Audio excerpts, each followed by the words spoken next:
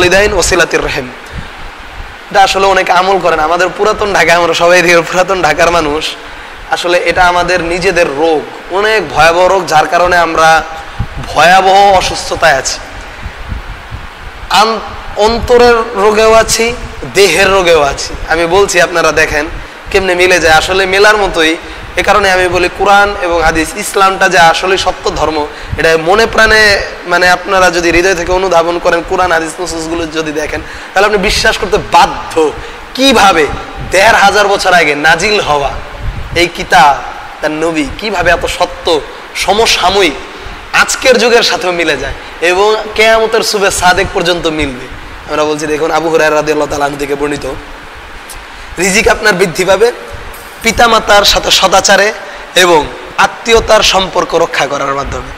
নিজের বোন, খালাতো ভাই, মামাতো ভাই, চাচাতো ভাই, তারা যদি ভালো মানুষ হয়, তাদের সাথে অনেকে, এটা আমি যে বললাম, এটা আমাদের রোগ এবং এটা অনেক খারাপ একটি কালচার। আমাদের পুরাতন ঢাকায় কালচারটা অনেক খারাপ। ছোট্ট একটা ঘর, এই একটা ঘরের দ্বন্দ্বে সারাটা জীবনের জন্য, ছোট্ট একটা ফ্ল্যাটের দ্বন্দ্বে সারাটা জীবনের জন্য আপন বোনকে তারা পরিত্যাগ করে দেয়, অথচ এটা তার হক। আমি অনেককে চিনি, আবার অনেকে আলহামদুলিল্লাহ ভালো, যার যার হক তাদেরকে দিয়ে দেয়। ঠিক আছে। আবু হুরায়রা রাদিয়াল্লাহু তাআলা আনহু থেকে বর্ণিত, সামিআতু রাসূলুল্লাহ সাল্লাল্লাহু আলাইহি ওয়াসাল্লাম ইয়াকুল, আমি রাসূল সাল্লাল্লাহু আলাইহি ওয়াসাল্লামকে বলতে শুনেছি, মান সাররাহু আইয়ুবসাতা লাহু ফি রিজকিহি, কোনো ব্যক্তি যদি চায় তার রিজিককে সম্প্রসারিত করা হোক, কেউ যদি চায় তার রিজিককে, এই যে কত ধরনের রিজিক বললাম, টাকা পয়সা, সুস্বাস্থ্য, হ্যাঁ, সন্তান সন্তানাদি, নেককার স্ত্রী, আল্লাহর সন্তুষ্টি, আইয়াবসুতু, যদি সে চায়, ইউবসাতা লাহু ফি রিজকিহি, সে যদি চায় তার রিজিকটা বৃদ্ধি হোক, ওয়া আইয়ুনসা লাহু ফি আথারিহি, আর যদি সে চায় তার আয়ু, হায়াত বৃদ্ধি পাক, সে যেন ফালিয়াসিল রাহিমাহু, সে যেন তার রেহেমের সম্পর্ক, ভাইয়ে ভাইয়ে সম্পর্ক, ভাইয়ে বোনের সম্পর্ক, ফুপুর সাথে সম্পর্ক, চাচাদের জ্যাঠাদের সাথে সম্পর্ক, রেহেমের সাথে যাদের সম্পর্ক রয়েছে তাদের সাথে সম্পর্ক যেন তারা রক্ষা করে। আয়ু বৃদ্ধি কিভাবে পাবে? আয়ু তো লিপিবদ্ধ হয়ে গেছে না? আয়ু আবার বৃদ্ধি পায় কিভাবে? বেঁচে আসিল, আয়ু ছিল 50 বছর, 40 বছরের ডায়াবেটিসে বিছনায় শুয়ে আছে। বুঝতে পারছেন? সোজা সাপটা কথা। ঠিক আছে। আয়ুটা কিভাবে বৃদ্ধি হবে?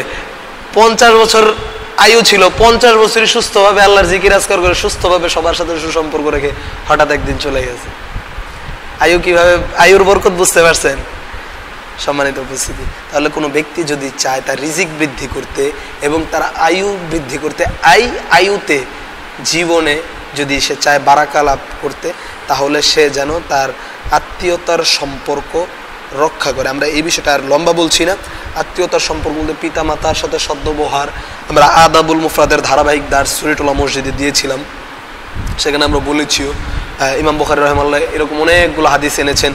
সন্তান সন্তানাদি, পিতা মাতা, স্ত্রী পরিজনের জন্য যেটা আপনি ব্যয় করেন এটাও সদাকা। সুবহানাল্লাহ। ঠিক আছে। তাহলে সেই ক্ষেত্রে আপনি 10টা টাকা পিতা মাতার জন্য ব্যয় করছেন আর সেটা আপনি আল্লাহর কাছ থেকে পাবেন না, এমনটা বিষয় না। এটা সদাকা, এটা পরকালেও পাবেন, দুনিয়াতেও পাবেন। দুনিয়াতে আপনার আয়ু বৃদ্ধি হবে, রিজিক বৃদ্ধি হবে। আল্লাহ রাব্বুল আলামিন আমাদেরকে তাদের পিছনে ব্যয় করার তৌফিক দান করুক, আমিন। আচ্ছা, পঞ্চম, আমরা একেবারে এখন আর অতি লম্বা করব না, প্রত্যেকটা বিষয়ে তো ব্যাখ্যা দেওয়ার সময় নেই। আমরা সম্ভবত আর 15 মিনিট বলবো ইনশাআল্লাহ। পঞ্চমত যেই কাজটির মাধ্যমে আপনার রিজিক বৃদ্ধি পাবে সেটা হচ্ছে ইনফাক ফি সাবিলিল্লাহ, আল্লাহর রাস্তায় দান করার মাধ্যমে। আপনি আজ পর্যন্ত শুনবেন না যে ব্যক্তি আল্লাহর রাস্তায় দান করতো, যাকাত দিত, সেই ব্যক্তি কোনোদিন, অন্তত সেই ব্যক্তি কোনোদিন, হয়তো বা পরবর্তী প্রজন্ম লুটপাট করে সব শেষ করেছে, যে ব্যক্তি যাকাত দেয় এই সঠিকভাবে, সেই ব্যক্তি কোনোদিন দেউলিয়া হয়েছে, এটা আপনি ইনশাআল্লাহ কোনোদিন শুনবেন না। ইনশাআল্লাহ কোনোদিন শুনবেন না। আল্লাহ রাব্বুল আলামিন কি বলছে জানেন? কুল ইন্না রাব্বি ইয়াবসুতুর রিজকা লিমান ইয়াশা, হে নবী বলে দিন, কুল ইন্না রাব্বি ইয়াবসুতুর রিজকা লিমান ইয়াশা, আল্লাহ রাব্বুল আলামিন যাকে ইচ্ছা তাকে অবারিতভাবে রিজিক দান করেন, মিন ইবাদি, আমার আব্দ গোলামদের মধ্য থেকে। ওয়া ইয়াকদিরু লাহু মা আনফাকতুম মিন শাইইন ফাহু, আচ্ছা, আবার অনেক ওয়া ইয়াকদিরু লাহু, অনেককে আবার আল্লাহ রাব্বুল আলামিন বঞ্চিত করেন। ওমা আনফাকতুম, তোমরা যেটা দান করো মিন শাইইন, তোমাদেরকে যা দেওয়া হয়েছে তা হতে ফাহুয়া ইউখলিফুহু, তার যেটা তোমরা দান করছো এটার মানে যেটা দান করছো সেটা আবার তোমরা ইনশাআল্লাহ পাবে। ওয়াহুয়া খায়রুর রাজিকিন, কেননা তিনি রাজিকিন, তিনি রিজিক দাতা, তিনি উত্তম রিজিক দাতা।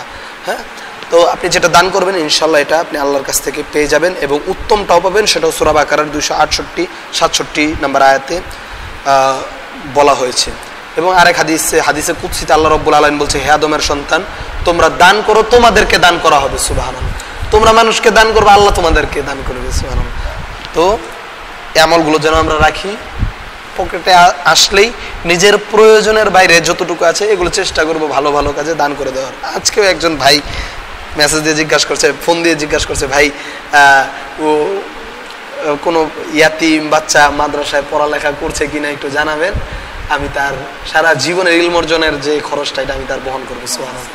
এরকম আপনারাও চেষ্টা করুন, একজন আলেম যদি তৈরি হয় তার পিছনে আপনার ব্যয়টা, সে তো মরে যাবে কিন্তু এই সন্তান তো সারা জীবন দিনের খেদমত করবে। সে নিজে ইলম অর্জন করতে পারে নাই, আলেম হইতে পারে নাই, ব্যবসায়ী মানুষ, তা আরেকজনের দায়িত্ব নিয়ে নিয়েছে। বুদ্ধিমান মানে আসলে পলিটিক্স বুদ্ধি, আলহামদুলিল্লাহ এটা খুব ভালো বুদ্ধি।